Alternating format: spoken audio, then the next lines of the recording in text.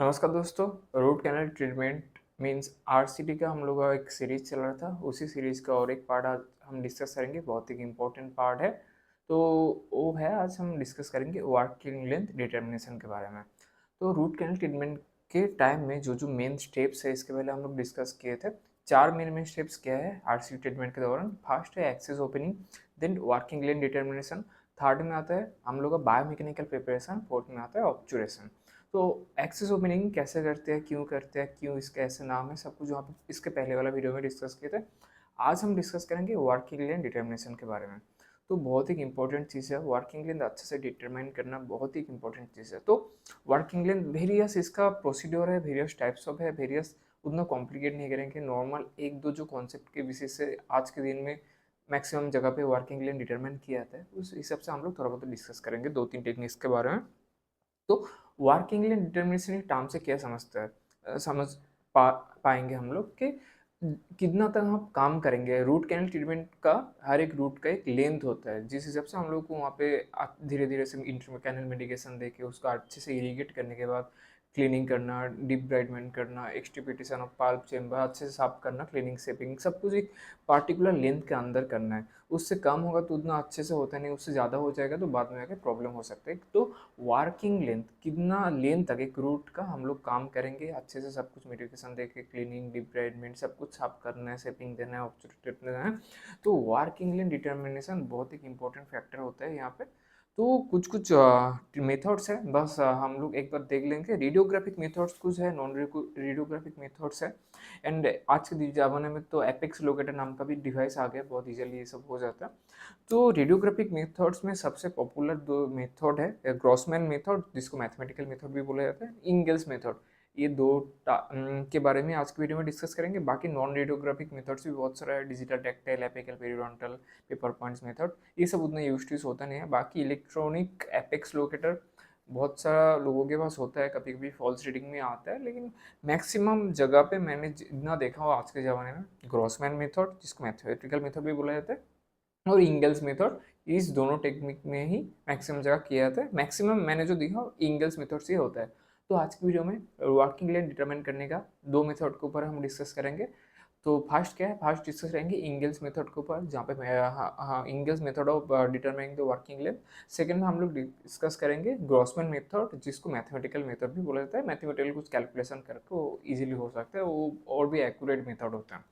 तो Ingalls method में क्या होता है, जब एक टूथ का रेडियोग्राफ लिया जाता है, रेडियोग्राफ आईओपी ले सकते हो, आरबीसी ले सकते हो, लेने के बाद एक्सरे में जिस ऐप में वो सब आता है, आरबीसी का जो टैब में आता है, उसका रूट का लेंथ आप मेजर कर सकते हो कितने एमएम हुआ। उस हिसाब से आपका जिस फाइल से आप काम करेंगे, जिससे आपका पेटेंट से अच्छे से आ रहे हैं, मेनली क्या क्या फाइल चूज किया जाता है, नंबर 10 के फाइल, 25 के फाइल, क्योंकि इस सबका फ्लेक्सिबल टेंडेंसी और भी ज़्यादा होता है, कैनल को अच्छे से फॉलो कर सकता है। तो उस हिसाब से जितने एमएम का आरबीसी देख के, आपका रेडियोग्राफ देख के जितना एमएम का रूट का लेंथ रख रहा है, मतलब पाल्प चेम्बर का लेंथ जितना लग रहा है, उससे कैनल का लेंथ जितना लग रहा है, उससे 0.5 टू 1 mm छोड़ देना है। एपिक से छोड़ने के बाद आपको जो सिलिकॉन स्टॉपर होता है हर एक फाइल में, स्टॉपर को सेट करने का, तो उस हिसाब से आपको चेक करना है, उसको अच्छे से रखना है। वो फाइल रखने के बाद फिर से और एक बार आपको एक्सरे लेके देखना है। अगर थोड़ा शॉर्ट हो रहा है तो फिर से स्टॉपर को एडजस्ट करके आप ब्रेक से करके ये सब देख सकते हो, उस हिसाब से आप कर सकते हो। थोड़ा ज़्यादा हो रहा है तो स्टॉपर को एडजस्ट करके देख सकते हो। तो यहाँ पे मेनली क्या बोल रहे हैं इंगल्स मेथड में, तो एक बार आप रेडियोग्राफ ले लो। रेडियोग्राफ लेने के बाद रेडियोग्राफ से कैलकुलेट करो वहाँ पे कितने एमएम का रूट कैनल है। रूट कैनल करने के बाद वहाँ पे 0.5 टू 1 mm हर केस में छोड़ना है। उतना छोड़ने के बाद अब एडजस्ट करो, जिस फाइल से करोगे, मेनली नंबर 10, नंबर 25 फाइल से एडजस्ट करने के बाद उसके बाद धीरे धीरे आपका वर्किंग लेंथ डिटरमाइन करो। फिर से और एक बार एक्स लेना होगा और उस टाइम में चेक करो कितना शॉर्ट कितना ज़्यादा हो रहा है। उस हिसाब से सिलिकॉन जो स्टॉपर होता है हर एक फाइल में, उसका एडजस्ट करने के बाद फिर से एक्स लेकर कंटिन्यू कर सकते हो। तो इस हिसाब से वर्किंग लेंथ डिटरमाइन कर सकता है। तो यहाँ पे मुझे जो लगता है यहाँ पे प्रॉब्लम क्या हो सकता है, हर एक बार आपको जो एक्सरे लेते हैं हम लोग, जो गान से रेडियोग्राफिक जो गान आता है, तो उसका एंगल का वेरिएशन हिसाब से वेरियस टाइप्स ऑफ प्रॉब्लम हो सकता है, इमेम का वेरियस थोड़ा बहुत चेंज हो सकता है। तो मोस्ट एक्यूरेट मेथड मुझको अगर बोलेंगे तो क्या है, वो है ग्रॉसमैन मेथड जिसको बोला जाता है, मैथमेटिकल मेथड जिसको बोला जाता है।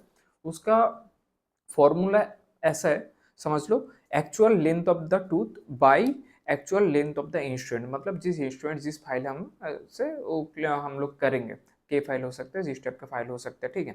तो क्या बोल रहे हैं, actual length of the tooth by actual length of the instrument is equals to actual length of the radio tooth in radiograph divided by apparent length of the instrument in radiograph. थोड़ा सा complicated लग सकता है और एक बार clear करके बोल रहा हूँ, actual length of the tooth by actual length of the instrument is equals to apparent length of the tooth in radiograph by apparent length of the instrument in the radiograph। मतलब tooth का actual जो structure है उसको अगर x मान लेंगे और एक जो फाइल आप दे रहे हो इंसर्ट कर रहे हो रूट कैनल में ट्रीटमेंट करने के लिए, उसका अगर फाइल का y एक हम लोग पकड़ लेंगे is equals to apparent length of the tooth in radiograph. Radiograph में टूथ का जितना लेंथ आ रहा है, ठीक है, divided by apparent length of the file in the radiograph. File का रेडियोग्राफ में जितना लेंथ आ रहा है, तो यहाँ पे XY हो गया, यहाँ पे AB हो गया। तीन चीज़ आपको पता है, तीन चीज़ क्या क्या पता है, Y के बारे में पता है, actual length of the instrument के बारे में, लेंथ का आप कैलकुलेट करके देख सकते हो। वहाँ पे apparent length of the tooth in the radiograph, वो RBG का जो ऐप है वहाँ से आपको पता चल जाएगा। और रेडियोग्राफ में इंस्ट्रूमेंट का लेंथ पता चल जाएगा। जो एक फैक्टर आपको पता नहीं है, actual length of the root, वो जिसको आपको पता करना है, तो इस तीनों फैक्टर से आपको पता चल जाएगा। तो x is equals to a into y by B.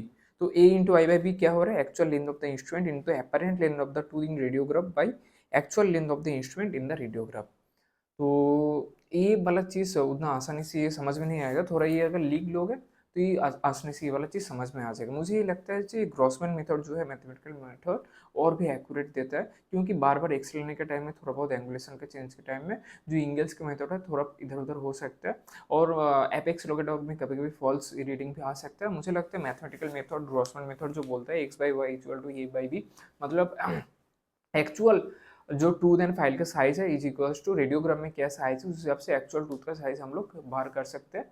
ठीक है, यही फॉर्मूला है, x by y is equals to a by b. अगर हम करेंगे तो एक्स का formula a into y by b, इस हिसाब से हम लोग आसानी से आ जाएगा। इस हिसाब से हम लोग हर एक रूट का, कोई भी टूथ का अगर आरसीडी कर रहे हैं, हर एक रूट का इस हिसाब से हम लोग कर सकते हैं, वर्किंग लेन अच्छे से डिटरमाइन कर सकते हैं। बाकी आज के दिन में बहुत सारा टेक्निक है, बहुत नया नया जनरेशन का एपेक्स लोकेटर आया है, लेकिन हर किसी एपेक्स लोकेटर होता नहीं है, कभी भी फॉल्स रीडिंग हो जाता है। तो एपेक्स लोकेटर के अलावा अगर हम नॉन रेडियोग्राफिक जो बोलते हैं, रेडियोग्राफिक जो मेथड्स है, तो ये दो ही मेथड मुझे लगता है बहुत ही अच्छा है। उसमें से जो मैंने बोला ग्रॉसमैन मेथड, मैथमेटिकल मेथड, और भी एक्यूरेट मुझे लगता है देता है।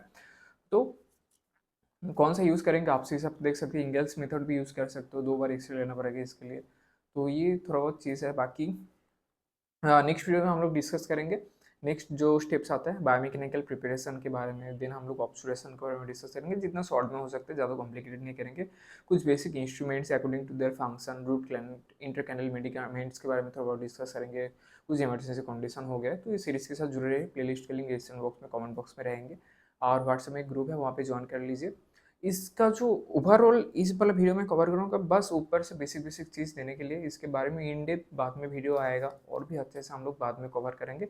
बस हम बेसिक जितना भी टेक्निक्स है, बहुत कॉम्प्लिकेटेड है, क्योंकि बहुत सारे इतना सब स्टेप्स है, इतना प्रोसीड्योर है, लेकिन कोई कभी बोलता नहीं है कि वो कौन सा टेक्निक से वर्किंग लेन डिटरमाइन कर रहे हैं, कौन सा टेक्निक से बायोमैकेनिकल प्रिपरेशन कर रहे हैं। बुक में तो बहुत सारा लिखा है, और बुक में अच्छे से कहाँ पर भी लिखा नहीं कि ये करने से अच्छा हुआ, ये करने से आराम से हो जाएगा, एक्यूरेसी अच्छा आएगा, टाइम सेव होगा, एनर्जी सेव होगा, अच्छे से सब कुछ, उसका प्रोग्नोसिस भी अच्छा है, कहाँ पर भी लिखा नहीं है। तो हम लोग को सोचना है कौन सा टेक्निक अच्छा है, थोड़ा बहुत एक्यूरेट भी आ जाएगा। लेकिन क्योंकि हर कोई ना कोई जो टेक्निक है, हर टेक्निक का कुछ प्रॉस नहीं तो कॉन्स है, तो हम लोग जितना कॉन्स को मिनिमम कर सकते हैं, ठीक है, वही हम लोग के लिए अच्छा है। जो कुछ टेक्निक हम लोग के एक्यूरेसी थोड़ा बहुत आ जाएगा, उसके साथ टाइम बहुत सेव करेगा, एनर्जी सेव करेगा, ठीक है, बहुत मिनिमम रेडियोग्राफी एक्सपोजर में हम लोग जो मिल जाएगा। ये सब चीज़ ध्यान रख के मुझे लगता है कि जो ग्रॉसमैन मेथड है, नहीं तो और मैं भी बोला था एपेक्स लोकेटर में, वहाँ पे प्रॉब्लम है कि एपेक्स लोकेटर का प्राइस बहुत ज़्यादा हो जाता है, 30-40 थाउजेंड के ऊपर कभी कभी आ जाती है इस टाइप का प्राइस।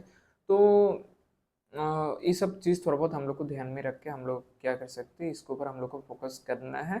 बाकी चैनल के साथ जुड़े रहिए, प्लेलिस्ट का लिंक दिया रहेगा डिस्क्रिप्शन बॉक्स में, मेरे व्हाट्सएप में ग्रुप में ज्वाइन कर लीजिए, चैनल को सब्सक्राइब कर दीजिए। मेरे साथ जुड़ने के लिए व्हाट्सएप में कॉन्टैक्ट कर सकते हैं। आज की वीडियो यहाँ पे काम करते हैं, मिलते हैं नेक्स्ट वीडियो में। नमस्कार।